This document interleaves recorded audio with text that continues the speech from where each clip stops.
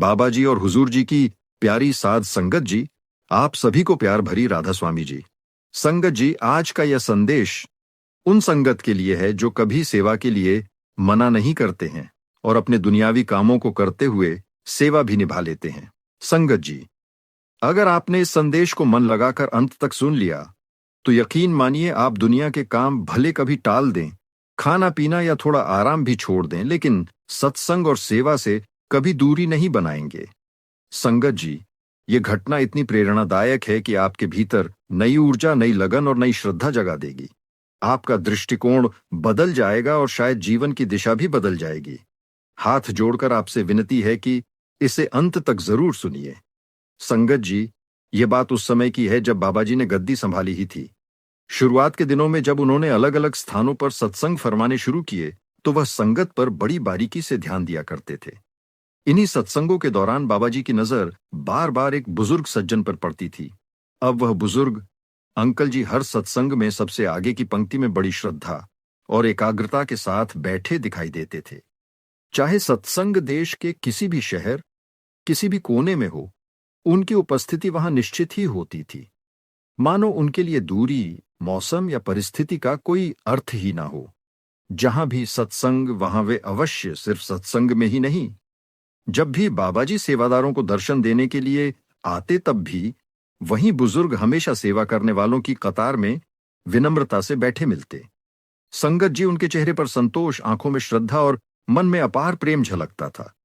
बाबा जी ने उन्हें कई शहरों में अलग अलग सत्संगों में देखा था। एक दिन सत्संग समाप्त होने के बाद बाबा जी ने अपने एक सेवादार को इशारे से बुलाया और धीमे स्वर में कहा कि उन बुजुर्ग को अंदर कोठी में लेकर आओ।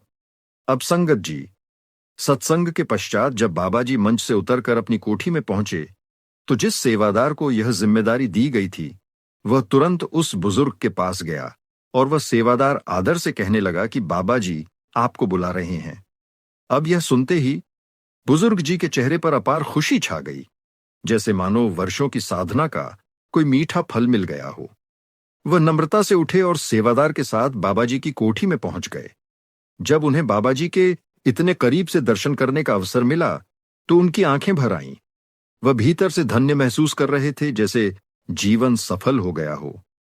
बाबा जी ने बड़े स्नेह से उनसे पूछा कि मैंने देखा है कि आप हर सत्संग में सबसे आगे बैठते हो।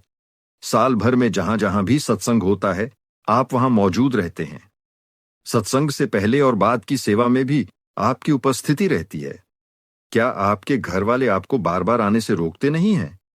क्या उन्हें कोई आपत्ति नहीं होती? संगत जी, बुजुर्ग ने विनम्रता से सिर झुकाया और बड़ी ही सरलता से जवाब दिया। कहने लगे कि बाबा जी, मेरे घर में मेरी पत्नी है। मेरी दोनों बेटियों की शादी कई वर्ष पहले हो चुकी है। अब घर में हम दोनों ही हैं और मेरी पत्नी तो खुद मुझे हर बार सत्संग पर जाने के लिए प्रेरित करती है। वह कहती है कि जहां सत्संग हो वहां अवश्य जाओ। सेवा का मौका मिले तो उसे हाथ से मत जाने दो। वह शारीरिक रूप से इतनी सक्षम नहीं है कि वह सत्संग में आ सके और सेवा कर सके, लेकिन मेरा शरीर जब तक मेरा साथ देगा तब तक यह शरीर मैंने आपके नाम कर रखा है। मैं मालिक से विनती करता हूं कि मेरी आखिरी सांस जब निकले तो गुरु घर की सेवा करते हुए ही निकले। अब बाबा जी तो सब जानते ही हैं कि बुजुर्ग को सत्संग और सेवा से इतना लगाव किस लिए हुआ। फिर बाबा जी ने बुजुर्ग जी के मुंह से ही सुनने के लिए उनसे सवाल किया। बाबा जी कहने लगे कि आपको सेवा और सत्संग से इतना लगाव हुआ कैसे? तो बुजुर्ग ने बाबा जी को पूरी बात बताई। बुजुर्ग ने बताया कि बाबा जी, जब मैं पहले बहुत बुरे कर्म करता था, मैं मांस और शराब का रोज सेवन करता था। मालिक की तरफ मेरा कोई ध्यान नहीं था। जब मेरी उम्र 60 साल की हुई तो एक बार मुझे शरीर में दिक्कत हुई और जब मैंने डॉक्टर से चेकअप करवाया तो मेरे पेट में एक रसोली बन गई थी। अब मेरे पेट में बहुत तेज दर्द रहने लगा था, जिसका ऑपरेशन करवाना बड़ा ही जरूरी था। डॉक्टर ने कहा था कि अगर ऑपरेशन ना हुआ तो रसोली अंदर फट सकती है और आपकी जान भी जा सकती है। डॉक्टर ने मुझे कहा कि आप घर वालों से सलाह कर लीजिए और हमसे ऑपरेशन की तारीख लेकर ऑपरेशन करवा लीजिए। अब यह सुनकर मैं डर गया बाबा जी, और मैंने अपनी पत्नी से सारी बात की। मेरी पत्नी भी घबरा गई। उन दिनों में मेरा एक जिगरी दोस्त हुआ करता था जो अब चोला छोड़ चुका है। वह एक सत्संगी था और उसने हुजूर महाराज जी से नामदान लिया हुआ था। मैंने सारी बात उसको बताई तो उसने कहा कि इसमें परेशान होने वाली क्या बात है, हम तेरा ऑपरेशन करवा लेते हैं। तो मैंने कहा कि इस तरह के ऑपरेशन में कुछ भी हो सकता है। तो मेरे सत्संगी दोस्त ने कहा कि अगर ऑपरेशन नहीं करवाया तो फिर तो पक्का तेरी जान चली जानी है, इसीलिए ऑपरेशन करवा लेने में ही भलाई है। अब उसी दिन शाम को मेरा एक करीबी दोस्त डेरे जाने की तैयारी कर रहा था। जाते जाते उसने मुझसे कहा कि देख, तू एक काम कर, डॉक्टर से बात कर और पूछ कि ऑपरेशन की तारीख कब दे सकते हो। अगर 2 दिन बाद की डेट मिल जाए तो तू भी मेरे साथ डेरे चल। उसकी बात सुनकर मैंने उसी दिन डॉक्टर से संपर्क किया। दिल में हल्की सी उम्मीद थी पर साथ में डर भी। लेकिन बाबा जी, आपकी ऐसी असीम कृपा हुई कि डॉक्टर ने मुझे 3 दिन बाद की तारीख दे दी। आज जब पीछे मुड़कर देखता हूं तो समझ आता है कि वह 3 दिन डॉक्टर ने नहीं दिए थे, वह 3 दिन तो आपने दिए थे, क्योंकि उन तीनों दिनों में मेरे जीवन में जो होने वाला था वह किसी साधारण घटना से कम नहीं था। वह तो एक बहुत बड़ा चमत्कार था। मैंने तुरंत अपने दोस्त को बताया कि ऑपरेशन 3 दिन बाद तय हुआ है। वह मुस्कुराकर कहने लगा, तो फिर देर किस बात की, अपना बैग पैक कर और मेरे साथ चल। मैं उस समय कोई सत्संगी नहीं था बाबा जी। मेरी दिनचर्या बिल्कुल अलग थी। रोज शराब पीना, मांस खाना, यही सब चलता रहता था। मैंने उससे झिझकते हुए कहा कि भाई, मैं डेरे जाने के योग्य नहीं हूं। तू तो जानता है मैं कैसी जिंदगी जीता हूं। अब उसने बड़े प्रेम से समझाया मुझे। उसने कहा, अगर आज पहली बार तुझे डेरे जाने का अवसर मिला है ना, तो ज्यादा मत सोच, बस चल पड़। वहां जाने से कोई छोटा बड़ा नहीं होता, बल्कि बदल जाता है। अब उसकी बातों में मुझे सच्चाई दिखी थी बाबा जी। उसके बार बार कहने पर आखिरकार मैं उसके साथ चल पड़ा। वह मेरे जीवन का पहला अवसर था जब मैंने डेरे की चौखट पर कदम रखा, और शायद वही पल था जिसने मेरी दिशा बदल दी बाबा जी, क्योंकि उसके बाद मैं जैसे डेरे का ही होकर रह गया। मैंने पहली बार आपका सत्संग सुना, शब्द सीधे दिल में उतरते चले गए। जब मैंने अपने दोस्त को सेवा करते देखा तो मेरे भीतर भी कुछ जागा। मैंने भी थोड़ी देर के लिए सेवा में हाथ बंटा दिया। उस छोटी सी सेवा ने मेरे मन में अजीब सी शांति भर दी। 2 दिन बाद हम दोनों वापस घर लौट आए। बाबा जी, तीसरे दिन तय समय पर मैं अपने दोस्त और अपनी पत्नी के साथ अस्पताल पहुंचा। उस दिन मेरा बड़ा ऑपरेशन होना था। दिल में घबराहट थी, मन तरह तरह के विचारों से भरा हुआ था। ऑपरेशन से पहले डॉक्टरों ने फिर से मेरी पूरी जांच की। उन्होंने कहा कि दोबारा स्कैन कराना पड़ेगा। मुझे एक लैब में भेजा गया। कुछ समय बाद लैब वालों ने रिपोर्ट मेरे हाथ में थमा दी। बाबा जी, मैंने वह रिपोर्ट डॉक्टर को जाकर दिखा दी। अब रिपोर्ट देखते ही डॉक्टर का चेहरा बदल गया। बाबा जी, उन्होंने आश्चर्य से मेरी ओर देखा और कहा कि आप हमसे मजाक तो नहीं कर रहे हो। मैं हक्का बक्का रह गया। मुझे समझ ही नहीं आया कि वह ऐसा कह क्यों रहे हैं। डॉक्टर फिर बोले कि अगर आपने पहले कहीं और से ऑपरेशन करवा लिया है तो फिर दोबारा यहां ऑपरेशन करवाने क्यों आए हो। बाबा जी, उनकी बात सुनकर मेरे पैरों तले जमीन खिसक गई, क्योंकि मैं जानता था मैंने कहीं कोई ऑपरेशन नहीं करवाया, और वहीं से शुरू हुआ वो चमत्कार जिसकी कल्पना मैंने कभी नहीं की थी। डॉक्टर की बात सुनकर मैं बिल्कुल हैरान रह गया। मैं शॉक में था।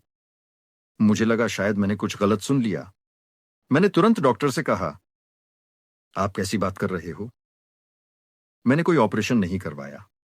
डॉक्टर ने बिना कुछ बोले मुझे अपने कंप्यूटर के पास बुलाया और स्कैन की रिपोर्ट स्क्रीन पर खोलकर दिखाने लगे। अब बाबा जी, उन्होंने स्क्रीन की ओर इशारा करते हुए कहा कि देखिए, 3 दिन पहले आपके पेट में जो बड़ी रसोली थी वह अब बिल्कुल भी दिखाई नहीं दे रही, वह पूरी तरह से गायब है। इसका सीधा मतलब यही है कि वह निकाली जा चुकी है। बाबा जी, मेरे होश उड़ गए। मैंने उसी समय अपनी कमीज ऊपर उठाई और अपना पेट दिखाते हुए कहा कि डॉक्टर साहब, अगर मेरा ऑपरेशन हुआ होता तो क्या यहां कोई टांके का निशान नहीं होता। जरा ध्यान से देखिए आप, क्या आपको कोई चीरा दिखाई दे रहा है। डॉक्टर ने बड़ी गंभीरता से देखा। उनके चेहरे के भाव ही बदल गए। आंखें मानो फैल सी गई हों। उन्हें समझ ही नहीं आ रहा था कि यह कैसे संभव है, यह हुआ तो हुआ कैसे। उन्हें शक हुआ कि शायद लैब से रिपोर्ट बदल गई हो। उन्होंने तुरंत लैब में फोन किया। उधर से जवाब आया कि रिपोर्ट बिल्कुल सही है, किसी भी प्रकार की कोई गलती नहीं हुई है। अब डॉक्टर की उलझन और बढ़ गई। उन्हें विश्वास ही नहीं हो रहा था कि सिर्फ 3 दिनों में इतनी बड़ी रसोली अपने आप कैसे समाप्त हो सकती है? उन्होंने मुझे उसी समय दूसरी लैब में भेज दिया। दूसरी लैब से जब नई रिपोर्ट आई तो उसमें भी वही बात थी कि रसोली का नामो निशान ही नहीं था। अब तो डॉक्टर भी हैरान थे और मैं भी। मेरा सिर घूमने लगा कि ये आखिर हो क्या रहा है मेरे साथ। बाहर प्रतीक्षा कक्ष में मेरा दोस्त और मेरी पत्नी बैठी थी। जब उन्हें यह सब पता चला तो वे भी आश्चर्यचकित रह गए। किसी के पास कोई उत्तर नहीं था। फिर भी डॉक्टर का मन मानने को तैयार ही नहीं हुआ था। वह खुद मेरे साथ तीसरी लैब में गए बाबा जी। वहां उन्होंने अपने सामने मेरी दोबारा स्कैनिंग करवाई। मशीन चल रही थी, स्क्रीन पर इमेज बन रही थी। लेकिन जब डॉक्टरों ने ध्यान से देखा, वहां रसोली कहीं भी नहीं थी। डॉक्टर ने गहरी सांस ली और कहा कि मेरे पूरे करियर में मैंने ऐसा चमत्कार कभी नहीं देखा। सच कहूं तो मैं समझ ही नहीं पा रहा कि यह हुआ तो हुआ कैसे। अब इतना सुनते ही मेरे दोस्त ने धीरे से मेरे कान में कहा कि भाई, मुझे लगता है कि बाबा जी ने तेरे कर्म काटने के लिए ही तुझे डेरे बुलाया था। उसके बाद बाबा जी आप मेरे दिल में उतर गए। उस दिन जब मैं घर लौटा तो पूरी रात मेरे मन में बस आपका स्वरूप ही घूम रहा था। आप दिख रहे थे। आपका चेहरा, आपकी कृपा, आपकी दृष्टि, सब कुछ बार बार मेरी आंखों के सामने आ रही थी। उसी भाव में कब मेरी आंख लग गई मुझे खुद ही पता नहीं चला बाबा जी। और फिर उसी रात आपने मुझे मेरे सपने में दर्शन दिए। आपने बड़ी सहजता से कहा कि इतना हैरान क्यों है बेटा, ये तेरी एक दिन की सेवा का फल है। तूने निष्काम भाव से संगत की सेवा की थी और सच्चे मन से सत्संग सुना था। आपकी आवाज में मानो अपनापन था, कृपा थी, आश्वासन था। इतना कहकर आप मेरे सपने से चले गए, ओझल हो गए और उसी क्षण मेरी नींद खुल गई बाबा जी। सुबह होते ही मेरा हृदय कृतज्ञता से भर गया। इतना कहकर बुजुर्ग बाबा जी से आगे कहने लगा कि बाबा जी, अब आप ही बताइए, अगर एक दिन की सेवा और एक सत्संग सुनने से आपने मेरी इतनी बड़ी बीमारी मिटा दी, तो यदि मैं जीवन भर सत्संग और सेवा से जुड़ा रहूं तो मेरा तो पूरा जीवन ही बदल जाएगा।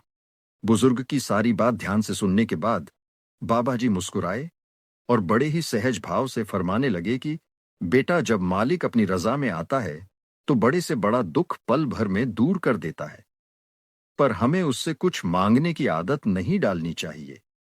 हमारा काम केवल विश्वास रखना है, पक्का और सच्चा विश्वास। फिर बाबा जी ने आगे समझाया कि सत्संग में आना और बाहरी सेवा करना बहुत अच्छी बात है। यह आत्मा को नम्र बनाती है।